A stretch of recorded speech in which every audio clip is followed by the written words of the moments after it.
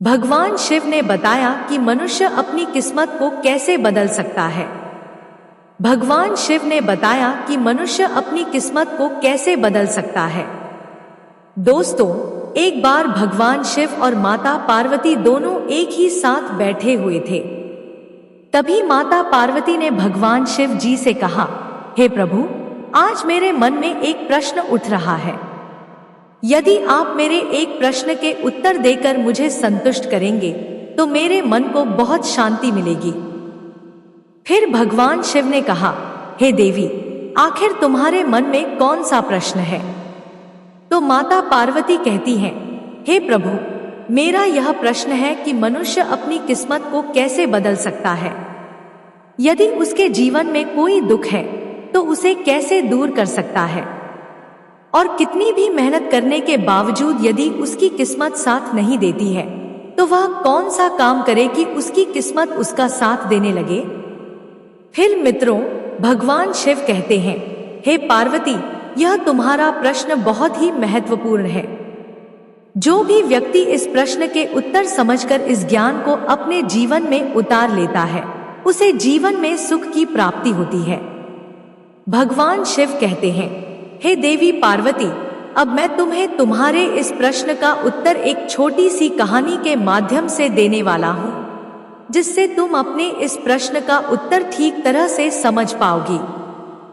परंतु मेरी एक शर्त है, जब तक मैं इस कहानी को सुनाऊं तब तक तुम्हें ध्यान से सुनना है। माता पार्वती कहने लगी, हे प्रभु, मैं आपको वचन देती हूँ कि इस कहानी को मैं पूरे मन और लगन से सुनूंगी। आप कृपया उस कहानी को आरंभ करें। तो मित्रों, आप सभी से विनती है कि आप भी इस कहानी को पूरा जरूर सुनें। आधा अधूरा ज्ञान पाप की भागीदारी मानी जाती है। तो कहानी को शुरू करने से पहले कमेंट में हर हर महादेव अवश्य लिखें। साथ ही यदि आप इस चैनल धार्मिक संग्रह पर नए हैं तो चैनल को सब्सक्राइब करें, वीडियो को लाइक और शेयर जरूर करें। दोस्तों, एक समय की बात है जब भगवान विष्णु और माता लक्ष्मी संत का भेष बनाकर भ्रमण कर रहे थे। तभी उन्होंने देखा कि रास्ते में एक व्यक्ति अपनी पत्नी के साथ बैठा हुआ रो रहा है। फिर वे उसके पास पहुंचते हैं और बोलते हैं, तुम कौन हो इस सुनसान घने जंगल में बैठे हुए? तुम क्यों रो रहे हो? भगवान विष्णु की बात सुनकर उस व्यक्ति की सिसकियां कुछ कम हो गई। फिर वह अपने आंसुओं को पोंछते हुए कहने लगा, महाराज, मैं पास ही के गांव में रहने वाला एक बदनसीब व्यापारी हूं। मैं जो भी काम करता हूं वह बिगड़ जाता है। इसी चक्कर में मैंने अपनी पत्नी के सारे गहने और जेवर बेच दिए हैं, जिससे मैंने अपने परिवार को भी खो दिया है। अब मेरा घर भी गिरवी पड़ा है। मुझे लगता है कि मैं किसी काम का नहीं रहा, मेरी किस्मत ही खराब है। फिर भगवान शिव कहते हैं, हे पार्वती, इस प्रकार जब उस व्यक्ति की बात सुनकर भगवान विष्णु उसे कहने लगे, तुमसे किसने कहा कि तुम्हारी किस्मत खराब है? मुझे तो लगता है कि तुम्हारी किस्मत बहुत अच्छी है। तुम बड़े व्यापारी हो, जरा मैं भी तो जानूं कि तुम्हारी किस्मत में क्या खराबी है। फिर वह व्यक्ति कहने लगा, महाराज, पहले मैं खेती करता था मगर उसमें हर साल घाटा ही होता था। कभी सूखा पड़ जाता तो कभी अधिक बारिश हो जाती। अधिक बरसात होने के कारण सारी फसल चौपट हो जाती थी। इससे परेशान होकर मैंने व्यापार करने का निश्चय कर लिया। मेरे पास उस समय एक भी रुपए पैसे नहीं थे, तो मैंने अपनी पत्नी के जितने भी जेवर और गहने थे उन्हें बेच दिया और उससे जो धन मिला उसी से मैंने व्यापार शुरू किया। जब व्यापार नहीं चला तो शुरू में परिवार वालों ने मेरा साथ दिया, लेकिन जैसे जैसे मुझे नुकसान होने लगा मेरे परिवार वाले मुझसे दूर हो गए। महाराज, मैं यह सब अपने परिवार वालों के लिए ही कर रहा था, लेकिन अब वह लोग मुझे देखकर नजरें फेर लेते हैं और मुझे ही मेरे परिवार की दुर्दशा का जिम्मेदार ठहरा देते हैं। वे हमेशा ताने मारते रहते हैं और कहते हैं कि वह व्यक्ति जो मेरा मित्र है उसने भी मेरे ही साथ अपना व्यापार शुरू किया था, लेकिन उसका व्यापार अच्छा चल रहा है। जब भी वह मेरे घर आता है तो अपनी सफलता की कहानी मुझे सुनाने लगता है। उसकी बात सुनकर मेरे घर वाले कहते हैं कि अपने मित्र को देखो और उससे कुछ सीख लो। मुझे बार बार मेरे घर वाले दूसरों की तुलना करके ताने मारते रहते हैं और कहते हैं कि तेरे बस में कुछ भी नहीं है, तुम कुछ नहीं कर सकते। महाराज, उन लोगों की बातों को सुनकर मुझे अब लगने लगा है कि मेरा जीवन ही व्यर्थ है। शायद मेरे जीवन में अब कुछ नहीं होने वाला है। अब तो मुझे अपना जीवन इस तरह से लगने लगा है जैसे कुछ नहीं होगा। मेरे मन में ऐसी सोच आती है जैसे मैं अपने जीवन को ही समाप्त कर दूं। मैं यहाँ इसी इरादे से आया था, लेकिन हिम्मत नहीं कर पाया। इसलिए मैं यहाँ एकांत में बैठकर अपनी पत्नी के साथ रो रहा था। फिर भगवान शिव माता पार्वती से कहने लगे। इस प्रकार उस व्यक्ति की बात सुनकर भगवान विष्णु कहने लगे, तो यह बात है, क्या तुम इसके अलावा और भी कुछ कहना चाहते हो? उसने कहा, महाराज, एक तो मेरा काम खराब हो जाता है और दूसरा मेरा मित्र मुझे हर समय नीचा दिखाने का प्रयत्न करता रहता है। मुझे समझ में नहीं आता कि इस दशा में मैं क्या करूं और क्या ना करूं। भगवान विष्णु कहने लगे, क्या तुम अपने मित्र की बात सुनकर वास्तव में दुखी हो जाते हो? उसने कहा, हाँ महाराज, मैं अपने मित्र की बात सुनकर बहुत दुखी हो जाता हूं। तभी भगवान विष्णु कहने लगे, तुम्हें किस बात का दुख होता है, अपने असफल होने या फिर मित्र के सफल होने का? अब वह व्यक्ति एक पल सोचता है और उत्तर देता है, महाराज, अगर मैं सच कहूं तो मुझे अपने असफल होने का उतना दुख नहीं होता जितना कि मुझे मेरे मित्र के सफल होने से होता है।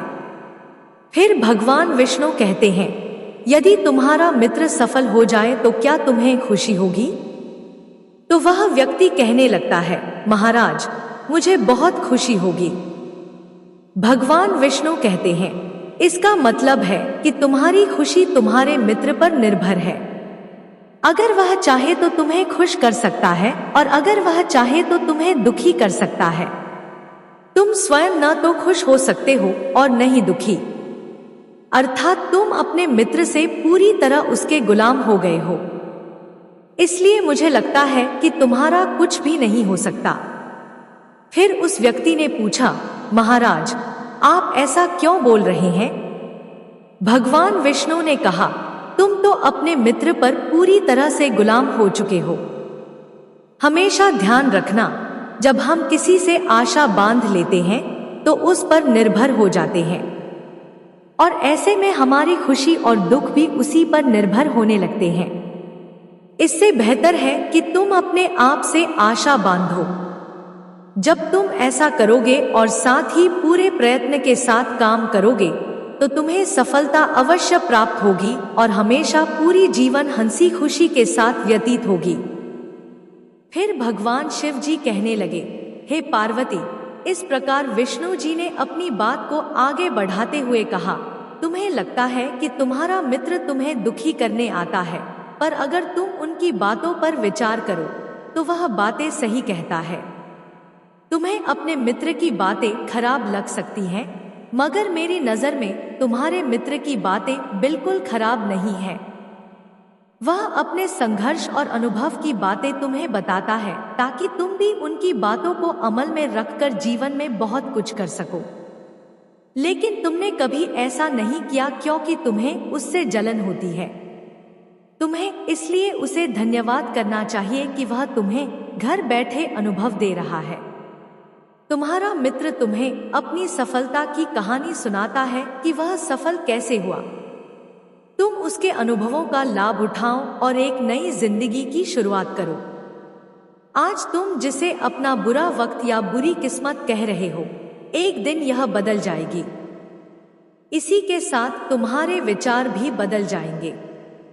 और देखना, जब तुम्हारा अच्छा वक्त शुरू होगा तब तुम्हारा मित्र भी तुम्हें अपनी सफलताओं की कहानी नहीं सुनाएगा।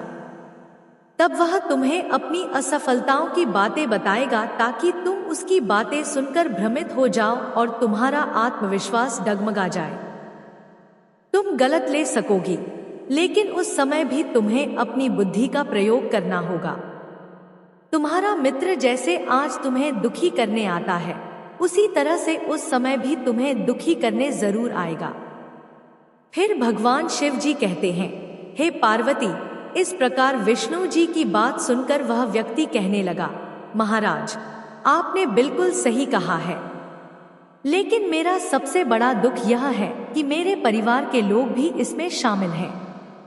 वास्तव में मैं तो अपने परिवार के लिए अच्छा करना चाहता हूँ, लेकिन वह लोग मेरी बात को समझने के लिए तैयार ही नहीं रहते। वह तो मुझे गलत कहते हैं और अब तो बात इतनी बढ़ गई है कि मेरा साथ भी छोड़ दिया है। फिर भगवान विष्णु जी कहने लगे, मैं तुम्हारी बात समझ गया, तुम सांत्वना चाहते हो। वास्तव में इस दुनिया में सभी लोग सांत्वना ही चाहते हैं। हम चाहते हैं कि जब भी कुछ करें तो लोग हमारी प्रशंसा करें, लेकिन आमतौर पर ऐसा नहीं होता है, इसलिए हम दुखी हो जाते हैं। हमें लगता है कि हमारे मित्र और परिवार वाले सब मतलबी हैं। लेकिन अगर तुम किसी को अपना परिवार मानते हो और उसके लिए कुछ काम भी करना चाहते हो, तो तुम्हें ऐसा क्यों लगता है कि तुम दूसरों के लिए कुछ कर रहे हो? वास्तव में तुम अपनी खुशी के लिए सब कुछ कर रहे हो। इसलिए परिवार के लिए कुछ करना वास्तव में अपने लिए ही करना होता है। लेकिन अगर ऐसा करते समय तुम्हें लगता है कि तुम दूसरों के लिए कर रहे हो, तो तुम निश्चित रूप से दुखी रहोगे। और अगर तुम्हें लगता है कि तुम अपने लिए कर रहे हो, तो तुम हमेशा खुश रहोगे, क्योंकि जब तुम अपने लिए कुछ अच्छा करते हो या करना चाहते हो, तब तुम्हें सांत्वना की कोई जरूरत नहीं होती है। फिर भगवान शिव कहते हैं, हे पार्वती, विष्णु जी की बात सुनकर उस व्यक्ति के चेहरे के भाव बदल गए और वह कहने लगा, महाराज, आप बिल्कुल सही कह रहे हैं। मैं समझ गया कि अब तक मेरी खराब किस्मत इसलिए थी क्योंकि मैं दूसरों के हाथों में था।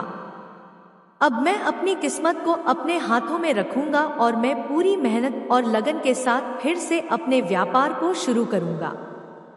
जब तक सफलता प्राप्त नहीं कर लेता, तब तक रुकूंगा। फिर भगवान शिव जी कहते हैं, हे पार्वती, इस प्रकार विष्णु जी उस व्यक्ति की बात सुनकर मुस्कुराए और उन्होंने एक डिबिया निकालकर उस व्यक्ति को दी और कहा, इस डिब्बी को हमेशा अपने पास रखना। इसमें एक ऐसा राज छिपा हुआ है जो तुम्हें बड़े से बड़े दुख में भी हमेशा बाहर निकाल देगा। लेकिन एक बात का विशेष ध्यान रखना, इस डिब्बी को तभी खोलना जब तुम्हारे जीवन में जीने का कोई रास्ता तुम्हें दिखाई न दे। और यदि तुमने डिब्बी समय से पहले खोल दी, तो सारे राज खत्म हो जाएंगे जो इसमें लिखे हुए हैं।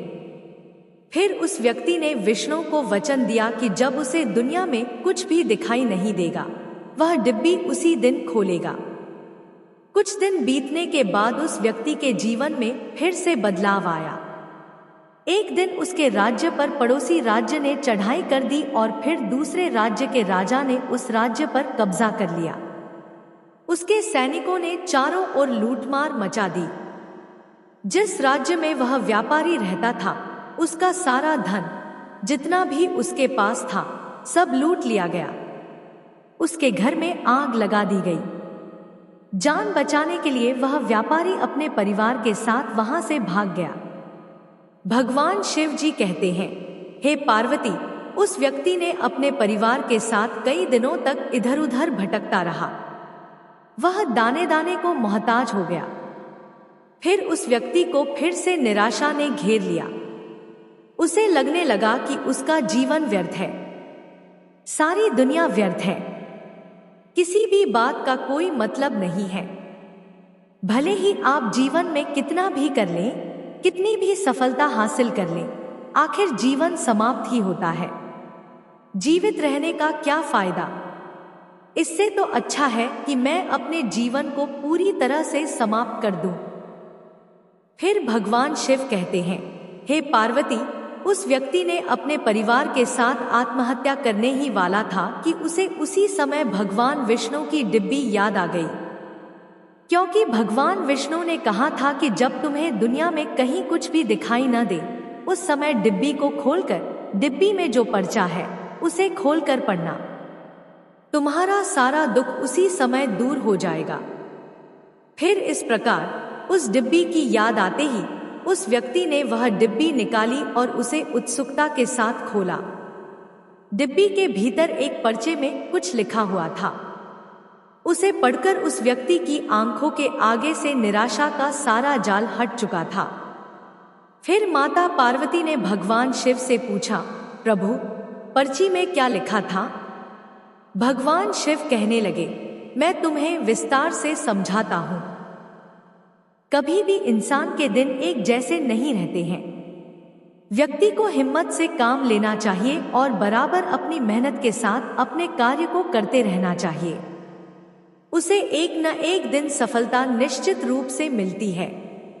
भगवान शिव अंत में कहने लगे, पार्वती, इंसान ईमानदारी, विश्वास और लगन से जब कोई कार्य मेहनत से करता है तो मेहनत का फल उसे अवश्य मिलता है। इस प्रकार जब उस व्यक्ति ने ध्यान से पर्ची पर लिखी हुई बात पढ़ी तो वह समझ गया कि उसके बुरे दिन एक बार फिर से अच्छे हो जाएंगे।